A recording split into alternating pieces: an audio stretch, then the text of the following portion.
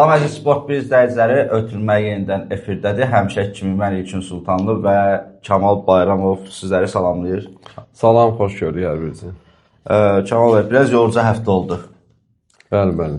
Bu veriliş xüsusi bir buraxılışdır və biz ötən həftə efirə gedən verilişlərin birində xüsusi bir iddia səsləndirmişdik.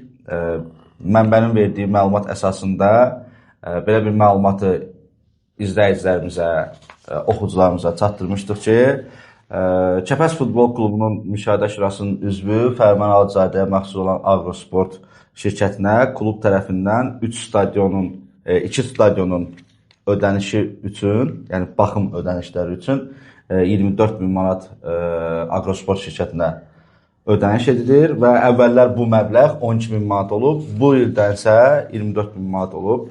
Ölkədə bir gündəm yaratdı, rezonans doğurdu. Həm Gəncəli azarkeşlər tərəfindən, həm də futbol ictimaiyyəti tərəfindən maraqla qarşılandı.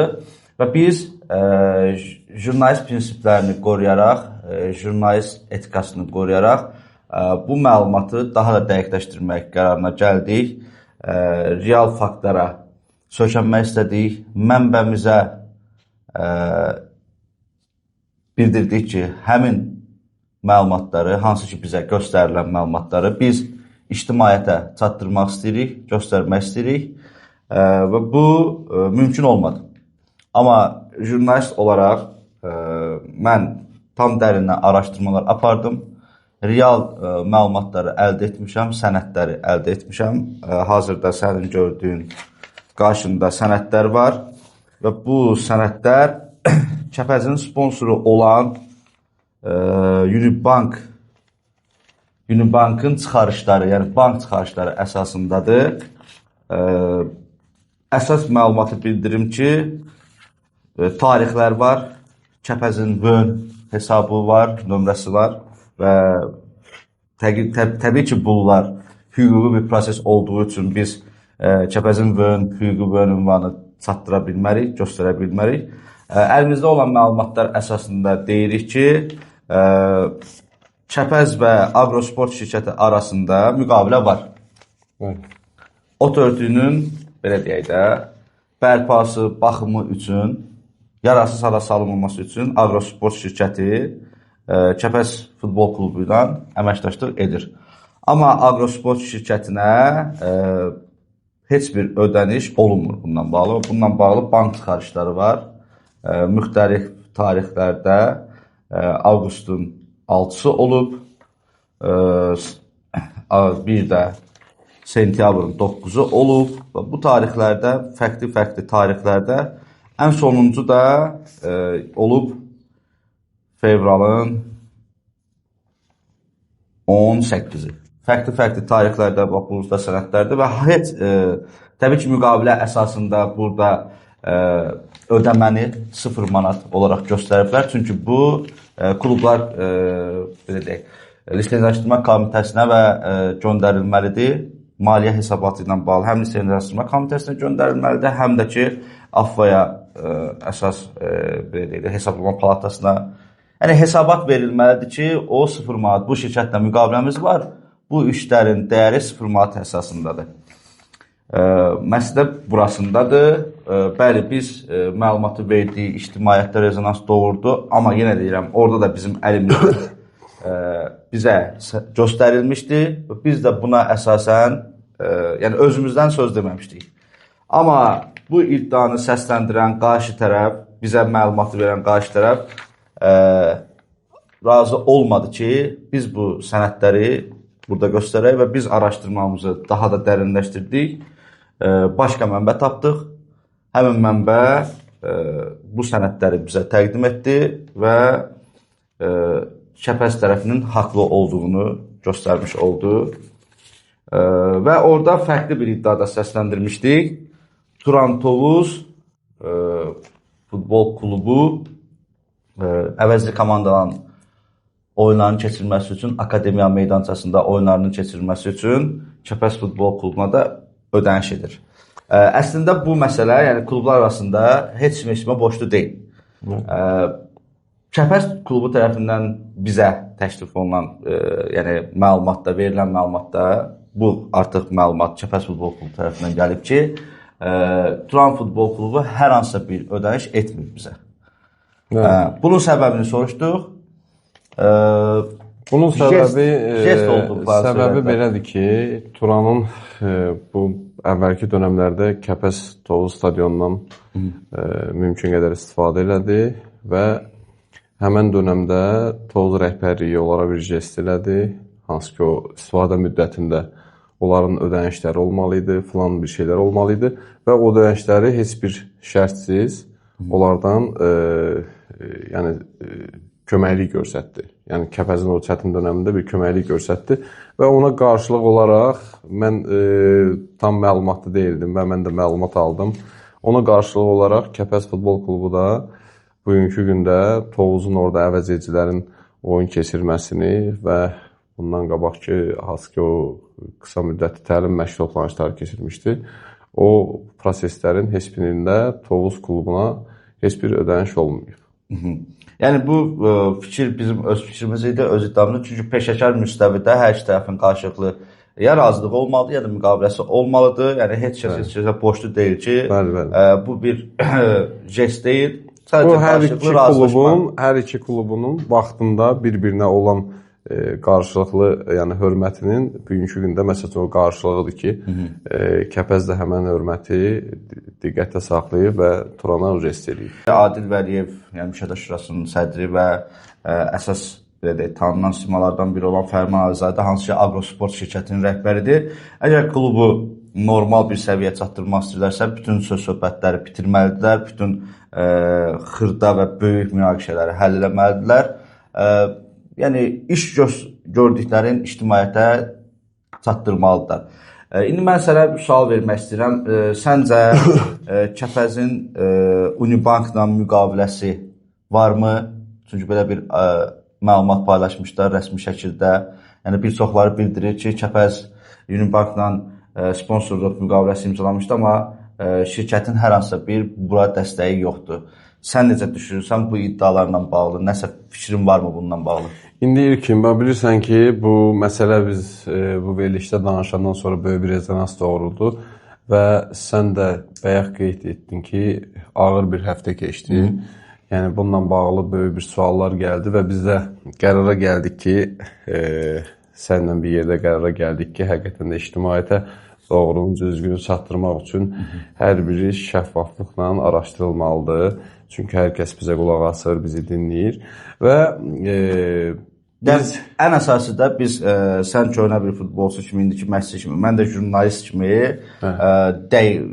həm belə deyək də vicdanımı rahatlatmaq üçün, həm ədalətli olduğumu göstərməkdən ötürü bu məsələdə araşdırmışam. Bizim üçün önəmli olan orada, yəni o konkret o məsələləri, ədalət prinsipləri, yəni o hansı ki biz onu görməyi istədik, həqiqətən də görməyi istədik. Yəni, həqiqətən də özün də bu işin şahidisən ki, biz onu görmək istədik.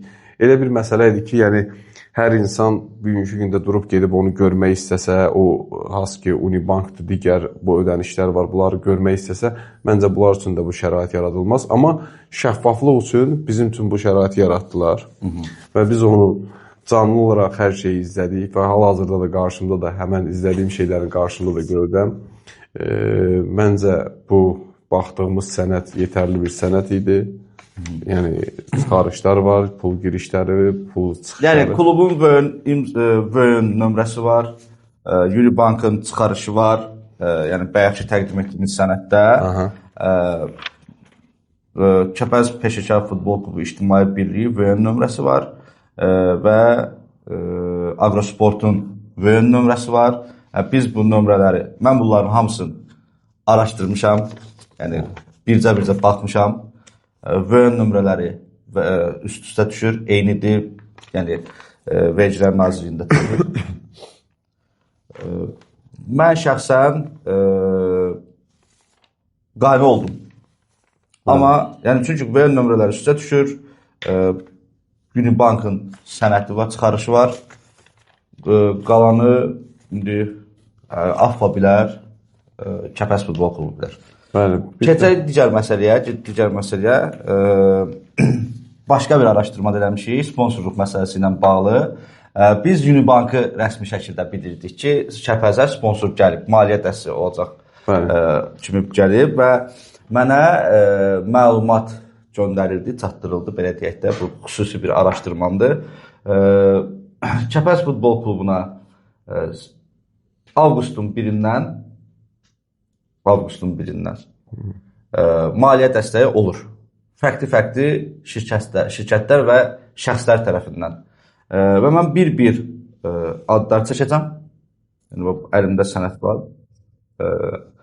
Və yekun məbləğ nə qədər olub, sonuncu ödəmə yanvarın 19-unda olub. Ümumi yekun ödəmə nə qədər olub, onu da açıqlayacağam. Avqustun 1-i 2025-ci il tarixində Unibank Kommersiya Bankı Açıq Səhmdar Cəmiyyəti tərəfindən Kəpəz Müstəqil Futbol Klubuna sponsorluq müqaviləsi əsasında ödəmə edilib.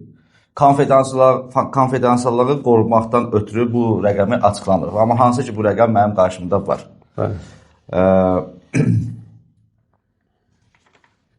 Sentyabrın 15-i GKT2 ASC tərəfindən sponsorluq müqaviləsi. Bu yeni bir şirkətdə, hansı ki, bunu klub açıqlamayıb ictimaiyyətə və biz bu faktı əldə etmişik. GKT2 adlı bir ASC-dir, Açıq Səhmdar Cəmiyyətdir. Sentyabrın 1-də müqavilə imzalanıb bu klubla şirkət tərəf arasında. Sentyabrın 15-i artıq ödəmə edilib. O ödəmənin məbləği də məndə var. Sadəcə konfidensiallığı qorumaqdan ötürü mən bu rəqəmi açıqlamıram. Və burada yenə deyirəm, hər bir şirkətin VÖN nömrələri var. Yəni, bunları araşdıranda vergi analizdə VÖN nömrələri ilə şirkətin adları üst-üstə düşür, doğrudur. Daha bir sponsorluq müqaviləsi var Kəpəzin. Kokon LLC şirkətidir. Yəni, şirkətin adı belədir. Oktyabrın 16-sında ödəmə edilib Kəpəz Futbol Klubuna.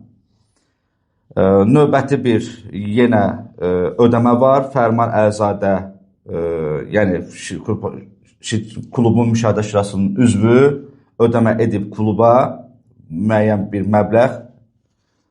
Növbəti daha sonra bir noyabrın 5-i ödəmə edib, bir də noyabrın 14-ü ödəmə edib.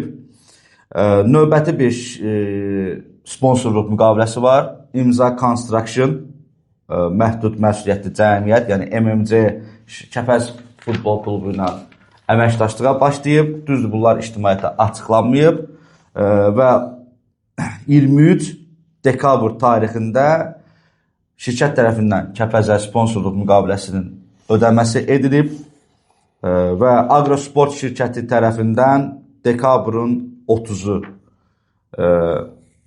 2025-ci il tarixində Kəpəz Futbol Klubuna ödəmə edilib və sonuncu ödəmə yanvarın 19-u Unibank Kommersiya Bankı Açıq Səhmdar Cəmiyyəti tərəfindən Kəpəz Futbol Klubuna ödəmə edilib və böyük bir hissəsi, yəni sponsorluq müqaviləsinin müəyyən bir məbləğ qarşılığındadır, onun böyük bir hissəsi köçürülüb.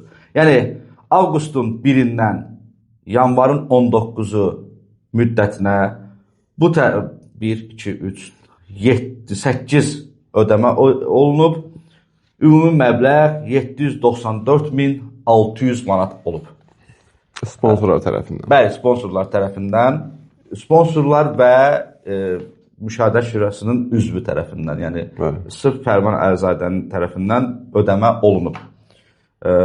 Bəzən şirkət rəhbərləri, klub rəhbərləri öz şirkətləri daha da böyütməkdən ötürü öz büdcəsindən ödəmələr edirlər klublara. Təbii ki, başqa klub rəhbərləri də edir.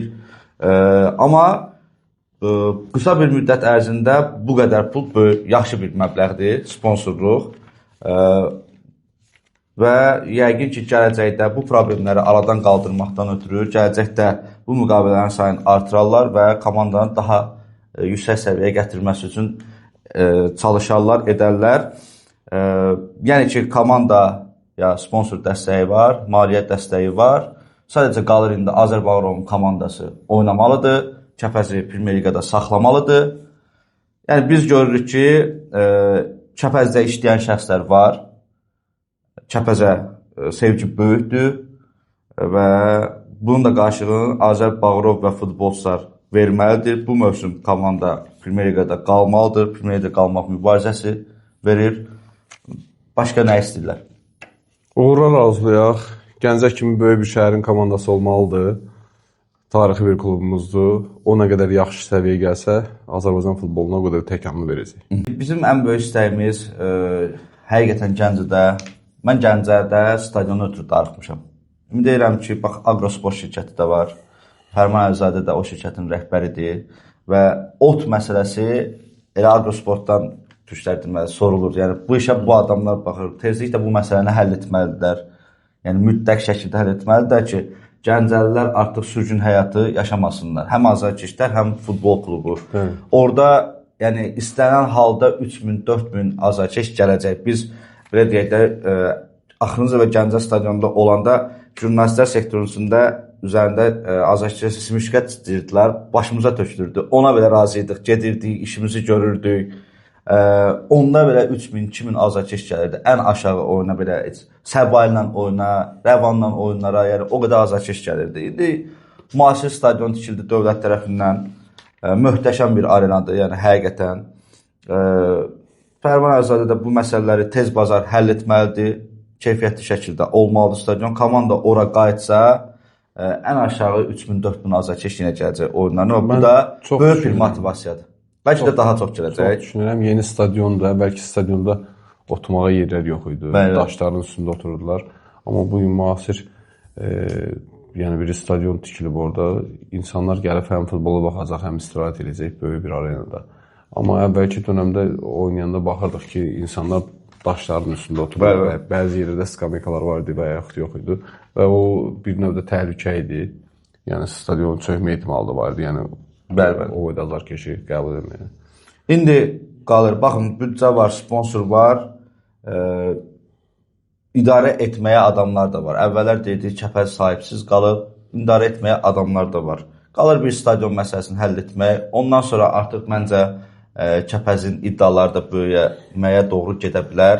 Məncə bu gün onlar üçün ən önəmli olan yəni çempionatda qalmaqlarını təmin etməlidirlər. Bu mövsüm üçün demirəm təbii ki, gələn mövsüm üçün yəni garantiləsələr.